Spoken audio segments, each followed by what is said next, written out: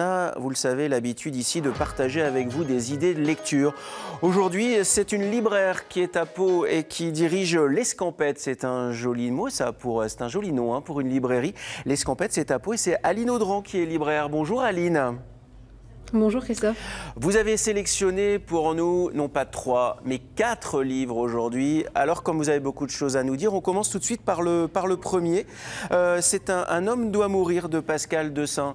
C'est un polar rural ?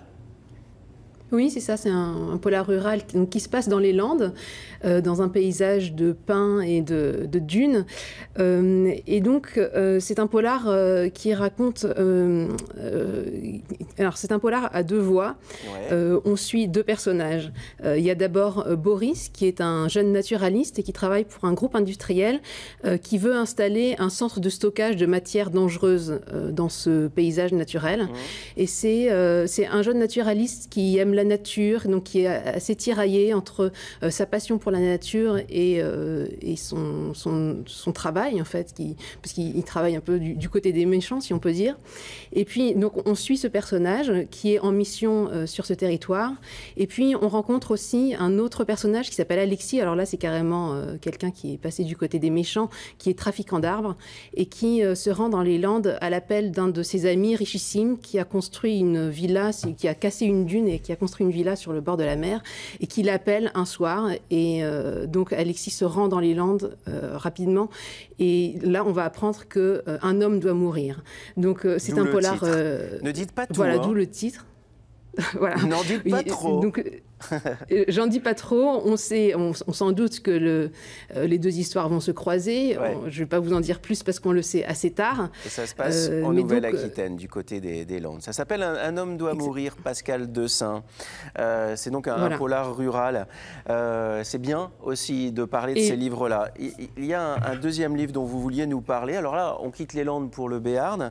C'est Curiosités et merveilles de Pau et du Béarn. Ça tombe bien, vous connaissez très bien Pau.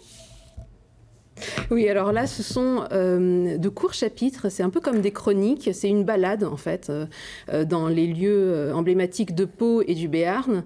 Et donc on apprend, grâce à l'auteur Marc Olivier, comment a été construit le fameux boulevard des Pyrénées à Pau, les Halles, le quartier du Hédas. Et donc il fait des descriptions très vivante, c'est un ton très enlevé et on apprend plein de choses en fait sur l'histoire de Pau et de ses environs.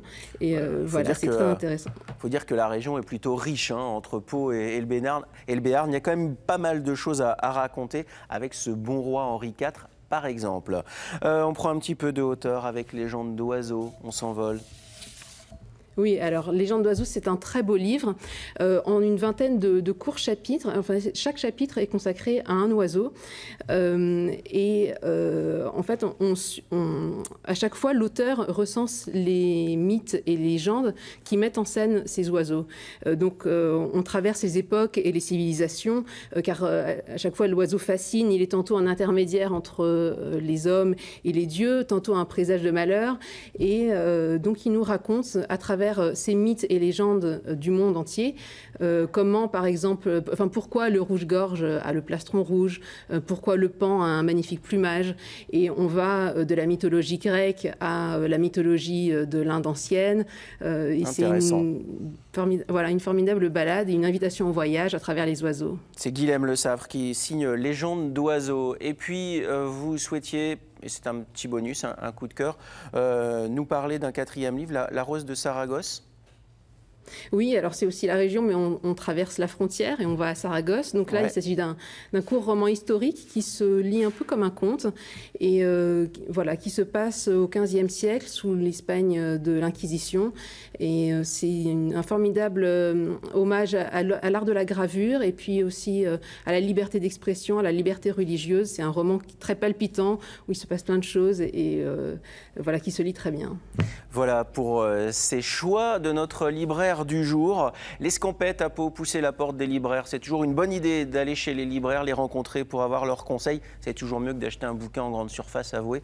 Merci beaucoup et à très bientôt. À très bientôt dans 9h50 le matin.